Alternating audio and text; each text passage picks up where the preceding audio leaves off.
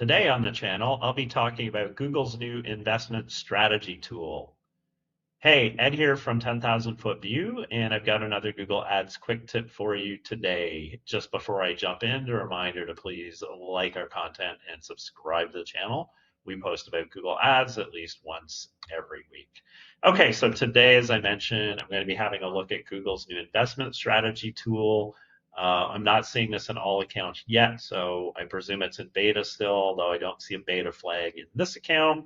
Anyway, I do suspect this will be launched to all advertisers very shortly. So first off, what is the investment strategy tool?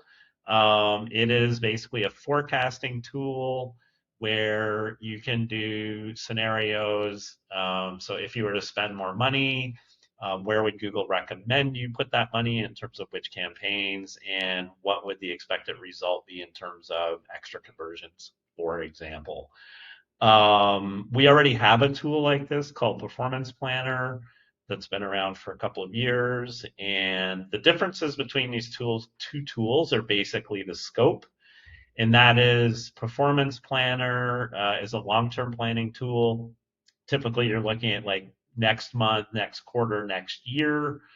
And I believe I'm quite sure you can have scenarios where you go with a lower budget or a higher budget.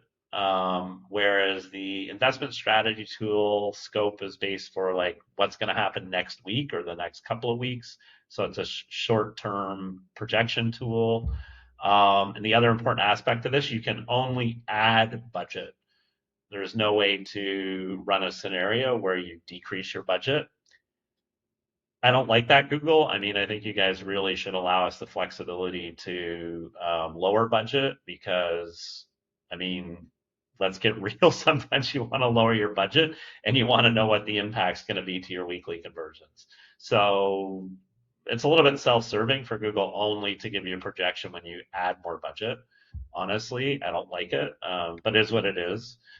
And I understand why Google has done this. But anyway, so we have the tool, and basically the way it works is if you go under your recommendations tab, you will see a new option here for investment strategy, and that will pull up a default recommendation, and that will always be to spend more money, of course.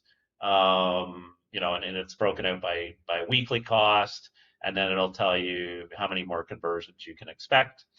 And it also recommends which campaigns to apply the changes to in order to affect that improvement.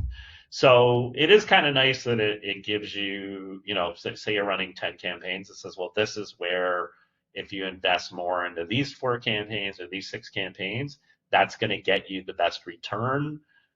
So that is a handy thing to have if you are thinking of scaling, that you can get that additional insight rather than kind of using dead reckoning or based on kind of, well, this campaign's got a better CPA, or impression share is lower here, and that kind of thing. So this just kind of simplifies that, particularly for those that like aren't expert Google Ads users.